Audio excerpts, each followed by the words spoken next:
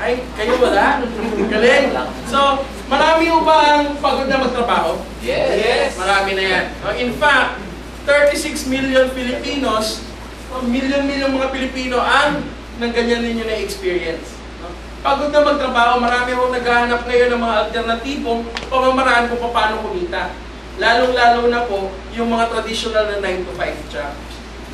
Now, ano pa ho yung nangyayari ngayon? Minsan, pagka nagtrabaho ka, minsan overwork tapos underpaid. Sino may gusto nito palagi? Last chance ho. Wala, di ba? Kasi, pagod ka na nga, hindi ka pa binabayaran ng gusto. Sino pag nagtatrabaho, hindi ko sinasabing huwag kayong maging empleyado. Ang sinasabi ko ho, samantalang solusyon lang po yan sa panghabang buhay na ginhawa. Pansamantala lang po yan, kaya po dito alamin natin yung ibang pamamaraan. No? Bakit po? Ang katotohanan po, 36 million Filipinos po right now are living under poverty. Ano po yun? Ang ibig sabihin niyan is maraming mga tatao, mga kababayan natin, ang hindi umaabot na mabili yung mga gusto nilang bilhin. Hindi nila mapadala yung mga anak nila sa mga eskwela na gusto nilang ipadala. Bakit po?